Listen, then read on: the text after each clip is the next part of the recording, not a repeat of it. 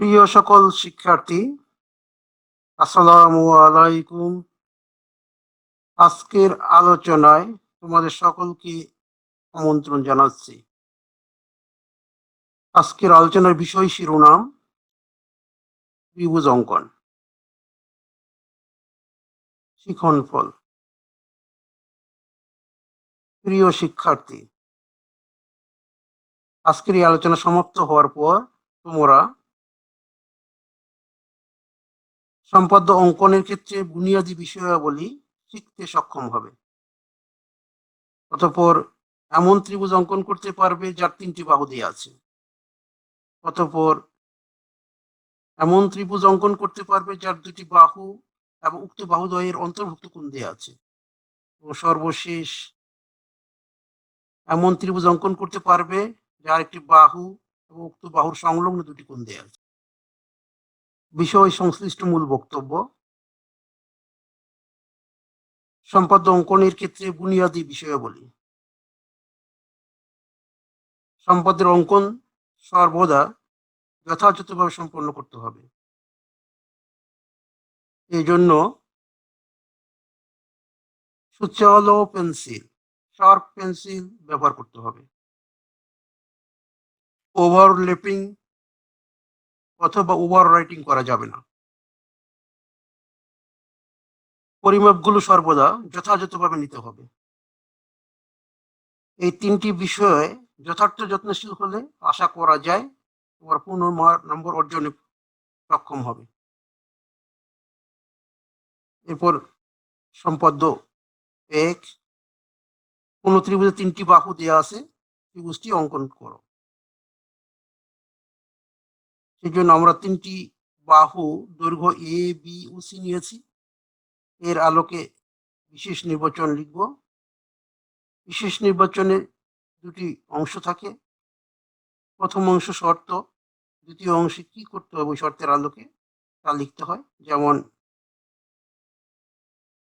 মনে করি একটি ত্রিভুজ 3টি বাহু এ, বি ও সি দিয়ে আছে। এটি শর্ত। আর এই শর্তের আলোকে যা করতে হবে, ত্রিভুজটি অঙ্কন করতে হবে। বিশেষ নির্বাচনের পরে আমাদের দিতে হয় অঙ্কনের বিবরণ বা অঙ্কনের ধাপসমূহ বা শুধু অঙ্কন। এই ক্ষেত্রে সর্বদাই আমাদের একটা রশ্মি বিবেচনা করতে হয়। আমরা এই রশ্মি বিবেচনা করছি। এই রশ্মি থেকে এ সমান করে এ বি কেটে নিই। 1 নম্বর। লক্ষ্য করো, এক্ষেত্রে ইম্পর্টেন্ট বিষয় এটা অনেকেই ব্যবহার করে না। অবশ্যই ব্যবহার করবে, কারণ তুমি যে এই দৈর্ঘ্যটি মেপে নিয়েছো তার প্রমাণ হলো এই সিম্বলটা, এই সাইনটা। এরপর এ বিন্দুকে কেন্দ্র করে বি এর সমান ব্যাসার্ধ নিয়ে একটি বৃত্তচাপ আঁকি এ বির যে কোনো পাশে। ঠিক বি কে কেন্দ্র করে সি এর সমান ব্যাসার্ধ নিয়ে একই পাশে আরেকটি বৃত্তচাপ আঁকি। এই দুটিকে আমরা একত্রে বলতে পারি এ এবং বি বিন্দুকে কেন্দ্র করে যথাক্রমে বি এবং সি এর সমান ব্যাসার্ধ নিয়ে এ বি এর একই পাশে 2টি বৃত্তচাপ আঁকি। যেমন ধাপ 2। এখানে একটা প্রশ্ন জাগতে পারে, এখানে যে সাইনটা আছে, এখানে যে সাইনটা আছে, সাইনটার মধ্যে কোনো পার্থক্য নেই, কিন্তু এই জায়গায় বলছি কেটে নিয়েছি আর এই জায়গায় বলছি চাপ অঙ্কন করছি। এটা খেয়াল রাখতে হবে কোথায় আমরা কেটে নিব আর কোথায় চাপ অঙ্কন করব। যখন কোনো দৈর্ঘ্য কোনো রেখা বরাবর নিব তখন আমরা কেটে নিব। আর ওই রেখা বরাবর না হয়ে যদি রেখার যে কোনো পাশে হয় তাহলে সেক্ষেত্রে আমরা কেটে নিব। এই কথা না বলে বলবো আমরা বৃত্তচাপ অঙ্কন করছি বা করব। আর বৃত্তচাপ বৃত্তেরই অংশ। যে কোনো বৃত্ত কেন্দ্র এবং ব্যাসার্ধ ছাড়া অঙ্কন করা যায় না। এই বৃত্তচাপ অঙ্কনের ক্ষেত্রেও আমাদের অবশ্যই কেন্দ্র এবং ব্যাসার্ধ বিবেচনা করতে হবে। এই কথা মনে রাখতে হবে।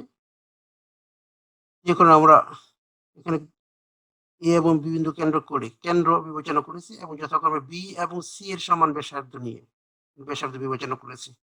এবার একই পাশে দুটি বৃত্তচাপ রেখেছি। জিনিসটা খুবই গুরুত্বপূর্ণ, মনে রাখতে হবে। এবার বৃত্তচাপ দুটি পরস্পরকে সি বিন্দুতে ছেদ করে। এসি বিসি যোগ করি।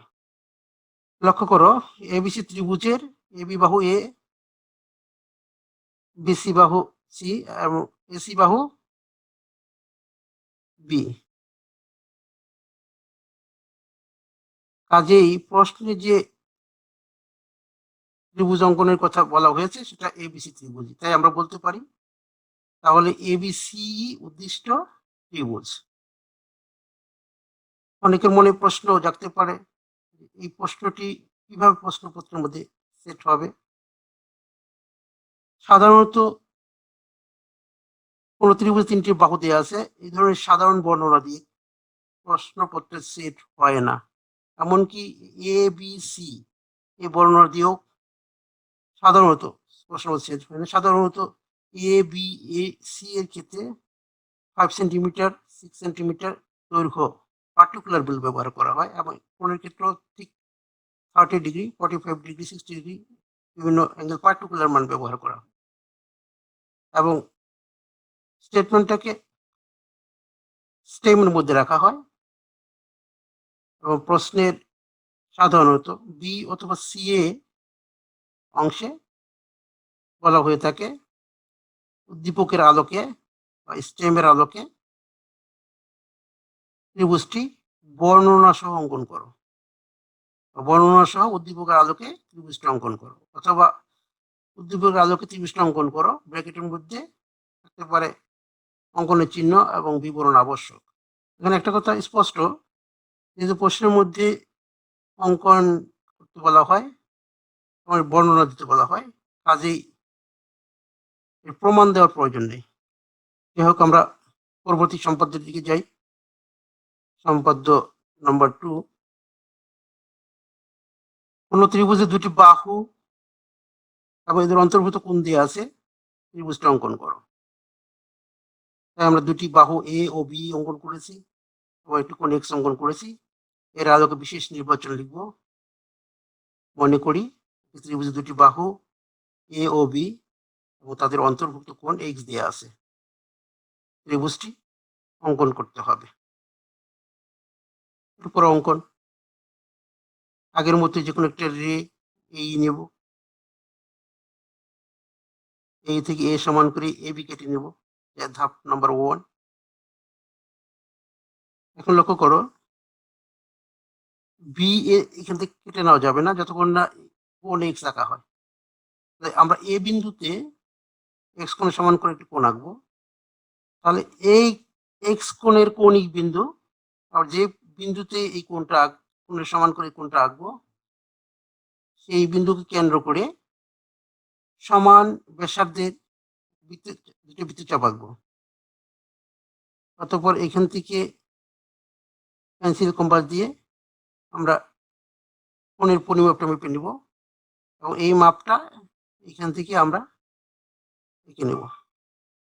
এই চাপ দুটো যে বিন্দু ছেদ করেছে এই বিন্দু যোগ করে বর্ধিত করে দেব। তাহলে এক্স কোণের সমান করে এবং যে একটা কোণ বি এ এফ অঙ্কন করা হইল। আমরা এটাকে বলতে পারি এরভাবে, এ বি এর এ বিন্দুতে প্রদত্ত কোণ এক্স এর সমান করে বি এ এফ অঙ্কন করি। স্টেপ 2, এখন আমরা এফ থেকে বি এর সমান করে কেটে নিতে পারি। এফ রেখাংশ থেকে বি এর সমান করে এসি কেটে নিই, বিসি যোগ করি। এখানে লক্ষ্য করো, এবিসি ত্রিভুজের এবি বাহু এ দৈর্ঘ্য, এসি বা বি দৈর্ঘ্য এবং এবি এসি এর অন্তর্ভুক্ত কোণ এক্স। তাহলে যে ত্রিভুজের কথা অঙ্কন করতে বলা হয়েছে এবিসি সেই ত্রিভুজ, তাই আমরা লিখতে পারি তাহলে এবিসি উদ্দিষ্ট ত্রিভুজ। আমরা পরের সম্পাদ্যে যাই। সম্পাদ্য 3, কোন ত্রিভুজের একটি বাহু এবং এর সংলগ্ন দুটি কোণ দেওয়া আছে, ত্রিভুজটা অঙ্কন করো। তাই আমরা একটি বাহু এ অঙ্কন করেছি এবং এর সংলগ্ন দুটি কোণ এক্স এবং ওয়াই অঙ্কন করেছি। এর আলোকে আমরা বিশেষ নির্বাচন লিখব। মনে করি ত্রিভুজের একটি বাহু এ এবং এর সংলগ্ন দুটি কোণ এক্স ও ওয়াই দেয়া আছে, ত্রিভুজটা অঙ্কন করতে হবে। অঙ্কন আগের মধ্যে যে কোনো একটি রে এই নিব, এই থেকে এ সমান করে এ বি কেটে নিব, ধাপ 1। যে কোনো রশ্মি এই থেকে এ সমান করে এ বি কেটে নিই। এখন এ বিন্দুতে এক্স কোণ সমান করে একটু কোণ আঁকবো, বি বিন্দুতে ওয়াই কোণ সমান করে একটু কোণ আঁকবো।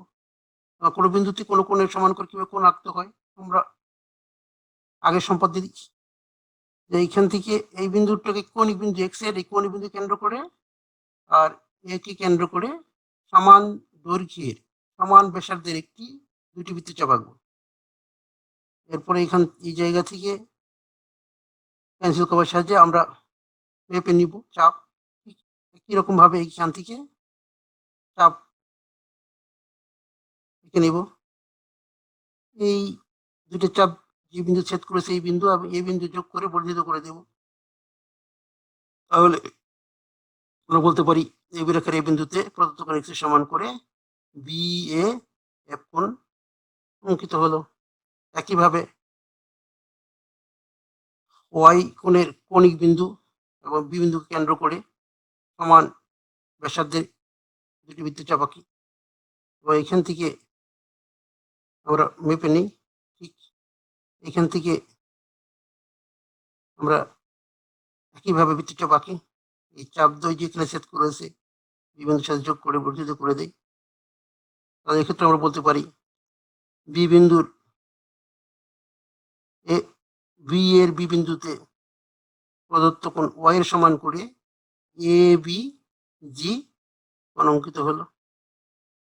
আর এই কথাটা আমরা সুন্দর করে বলতে পারি এ বি এর এ বিন্দুতে প্রদত্ত কোণ এক্স এর সমান করে কোণ বি এ জি আঁকি এবং বি এর বি বিন্দুতে প্রদত্ত কোণ ওয়াই সমান করে এ বি জি অঙ্কন করি। স্টেপ 2। তৃতীয় স্টেপ 3, এ এফ এবং বিজি পরস্পরকে সি বিন্দুতে ছেদ করে। এখন আমরা যদি দেখি এ বি সি ত্রিভুজের মধ্যে এ বি বাহুর দৈর্ঘ্য এ এবং এই এ বি বাহুর সংলগ্ন কোণ এক্স এবং ওয়াই। তাহলে যে ত্রিভুজ অঙ্কন করতে বলা হচ্ছে সেই ত্রিভুজটি হলো এবিসি। কাজে আমরা বলতে পারি তাহলে এবিসি উদ্দিষ্ট ত্রিভুজ। প্রিয় শিক্ষার্থী, এরপর তোমাদের যদি কোনো প্রশ্ন থাকে অবশ্যই লিখে জানাবে। সন্দেহাতীতভাবে তোমরা তোমাদের উত্তর পাবে।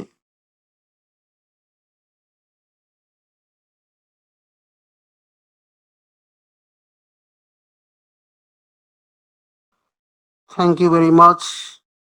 Best of luck.